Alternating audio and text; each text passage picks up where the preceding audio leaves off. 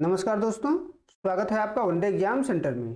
दोस्तों, आज के वीडियो में हम लोग जानेंगे कि बीए द्वितीय सेमेस्टर में आकर के हिंदी साहित्य में आपको क्या क्या पढ़ना होता है, यानी दूसरे सेमेस्टर में हिंदी का सिलेबस क्या है, इसके बारे में आज हम लोग चर्चा करेंगे।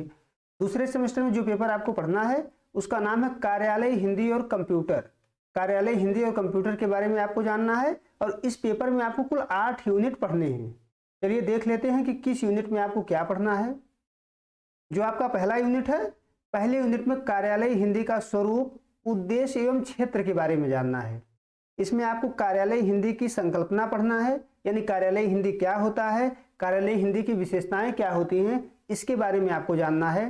कार्यालय हिंदी के उद्देश्य के बारे में जानना है कि कार्यालय हिंदी का उद्देश्य क्या होता है, किन उद्देश्यों को ध्यान में रख करके हम कार्यालय हिंदी को पढ़ रहे हैं, इसके बारे में यहाँ पर आपको जानना है। कार्यालय हिंदी का क्षेत्र क्या होता है, क्षेत्र के बारे में हमें जानना है। इसके अलावा हमें कार्यालय हिंदी तथा सामान्य हिंदी का संबंध क्या होता है, दोनों में क्या समानताएं होती हैं, दोनों में क्या अंतर होते हैं, इसके बारे में आपको यहाँ पर पढ़ना होगा। कार्यालय हिंदी की संभावनाओं के बारे में जानना है, कौन कौन सी संभावनाएं कार्यालय हिंदी में हैं, इसके बारे में पहले यूनिट में आपको पढ़ना है। इसके अलावा कार्यालय कार्यकलाप की सामान्य जानकारी आपको यहाँ पर प्राप्त करनी है कि कार्यालय में किस प्रकार से कार्य किए जाते हैं। कार्यालय के सामान्य कार्यकलापों के बारे में आपको यहाँ पर जानकारी इकट्ठी करनी है, यानी पहले यूनिट में आपको इतनी चीजें यहाँ पर पढ़नी है। दूसरा यूनिट देखते हैं। दूसरे यूनिट में आपको कार्यालय हिंदी में प्रयुक्त पारिभाषिक शब्दावली के बारे में जानना है कि कार्यालय हिंदी में कौन कौन सी पारिभाषिक शब्दावली प्रयुक्त होती हैं। इसमें आपको पारिभाषिक शब्दावली निर्माण के सिद्धांत जानने हैं कि पारिभाषिक शब्दावली निर्माण करते समय किन किन सिद्धांतों को प्रयोग में लाया जाता है, इसके बारे में जानना है। कार्यालय हिंदी की पारिभाषिक शब्दावली कौन कौन सी होती है, इसके बारे में आपको जानना है। कार्यालय में अधिकारियों के नाम के बारे में जानना है कि किस कार्यालय को अंग्रेजी में क्या कहते हैं, उसको हिंदी में क्या कहते हैं, किस अधिकारी को अंग्रेजी में क्या कहते हैं, उसको हिंदी में क्या कहते हैं। जैसे पद नाम हो गया, संबोधन आदि प्रशासनिक एवं विधिक शब्दावली के बारे में आपको जानना है। ये सभी चीजें यहाँ पर आपको पढ़नी है। पद नाम को हमको हिंदी में भी जानना होगा और अंग्रेजी में भी जानना होगा। आपको हिंदी में दे करके उसका अंग्रेजी पूछ देगा, संबोधन को भी आपको हिंदी में दे करके अंग्रेजी में पूछ देगा। प्रशासनिक शब्दावली के बारे में भी हमें जानना होगा और विधिक शब्दावली के बारे में भी हमें दूसरे यूनिट में यहाँ पर जानना होगा। आगे बढ़ते हैं और देखते हैं तीसरे यूनिट में आपको क्या पढ़ना है। जो आपका तीसरा यूनिट है, इसमें आपको कार्यालय हिंदी पत्राचार के बारे में जानना है कि किस प्रकार से पत्राचार का प्रयोग किया जाता है। और देख लेते हैं कि कौन कौन से पत्र आपको इसमें पढ़ने हैं। आवेदन पत्र के बारे में जानना है कि आवेदन पत्र क्या होता है, उसकी विशेषताएं क्या होती हैं, उसके प्रारूप के बारे में जानना होगा। उसी प्रकार से सरकारी पत्र, अर्ध सरकारी पत्र, कार्यालय आदेश, परिपत्र, अधिसूचना, कार्यालय ज्ञापन, विज्ञापन, निविदा, संकल्प और प्रेस विज्ञप्ति, इतने जो पत्राचार के हैं इनकी विशेषताओं के बारे में आपको जानना होगा, इनके प्रारूप के बारे में जानना होगा, ये क्या होते हैं इसके बारे में जानना है, यानी क्या हैं, इनकी विशेषताएं कौन कौन सी हैं, किस प्रकार से लिखे जाते हैं, इसके बारे में तीसरे यूनिट में आपको पढ़ना है। आगे बढ़ते हैं और चौथा यूनिट देखते हैं। चौथे यूनिट में आकर के आपको प्रारूपण के बारे में जानना है, टिप्पण के बारे में जानना है, संक्षेपण के बारे में जानना है, पल्लवन एवं प्रतिवेदन के बारे में जानना है। इसमें भी आपको प्रारूपण का अर्थ जानना है, उसका सामान्य परिचय जानना है, प्रारूपण किस प्रकार से लिखा जाता है, उसके लेखन पद्धति के बारे में आपको यहाँ पर जानना होगा। टिप्पण का अर्थ जानना है, टिप्पण का सामान्य परिचय प्राप्त करना है, टिप्पण लेखन की कौन कौन सी पद्धतियां प्रयोग में लाई जाती हैं, टिप्पण और टिप्पणी में अंतर क्या होता है, इसके बारे में यहाँ पर आपको जानना है। संक्षेपण का अर्थ क्या होता है, उसके सामान्य परिचय के बारे में जानना है, संक्षेपण की पद्धति क्या होती है, इसके बारे में आपको जानना है। इसके अलावा पल्लवन क्या होता है, पल्लवन का अर्थ क्या होता है, पल्लवन के सामान्य परिचय के बारे में जानना है, पल्लवन के सिद्धांत के बारे में जानना है, पल्लवन और निबंध लेखन में अंतर जानना है, प्रतिवेदन के बारे में पढ़ना है, प्रतिवेदन का अर्थ क्या होता है, उसका सामान्य परिचय और प्रतिवेदन का प्रयोग किस प्रकार से किया जाता है, इसके बारे में आपको चौथे यूनिट में पढ़ना है। इससे संबंधित हम वीडियो समय समय पर लेकर के आते रहेंगे। कई वीडियो हमारे चैनल पर पड़े हुए हैं, वहां से आप जाकर के इसको देख सकते हैं। आगे बढ़ते हैं और देखते हैं कि पांचवें यूनिट में आकर के आपको क्या पढ़ना है।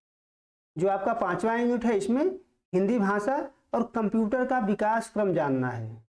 कंप्यूटर का सामान्य परिचय इसमें पढ़ना है और कंप्यूटर के इतिहास के बारे में जानना है।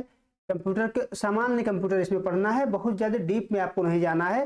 सामान्य कंप्यूटर के परिचय के बारे में जानना है और कंप्यूटर का इतिहास जानना है कि किन किन क्रमों से होकर के, किन किन पीढ़ियों से होते हुए कंप्यूटर आज की दशा में पहुंचा है, इसके बारे में यहाँ पर आपको जानना है। कंप्यूटर में हिंदी भाषा के विकास का इतिहास जानना है कि हिंदी कितनी सहज है कंप्यूटर के लिए, इसके बारे में आपको यहाँ पर जानना है। कंप्यूटर में हिंदी का भविष्य क्या है, ये पढ़ना है आपको कि भविष्य में हिंदी की क्या स्थिति होगी जब हम कंप्यूटर में इसको प्रयोग करेंगे, इसके बारे में आपको 5वें यूनिट में आकर के पढ़ना है। देख लेते हैं 6ठे यूनिट में क्या पढ़ना है। 6ठे यूनिट में आपको हिंदी भाषा में कंप्यूटर प्रौद्योगिकी पढ़ना है। इसमें इंटरनेट और हिंदी, यानी हिंदी में इंटरनेट कितना सहज है, कौन कौन सी सामग्री इसमें उपलब्ध है, इसके बारे में जानना है। ईमेल के बारे में हमको पढ़ना है, ईमेल क्या होता है, ईमेल की विशेषताएं क्या होती हैं, इसके बारे में जानना है। हिंदी में उपलब्ध सॉफ्टवेयर एवं वेबसाइट के बारे में जानना है।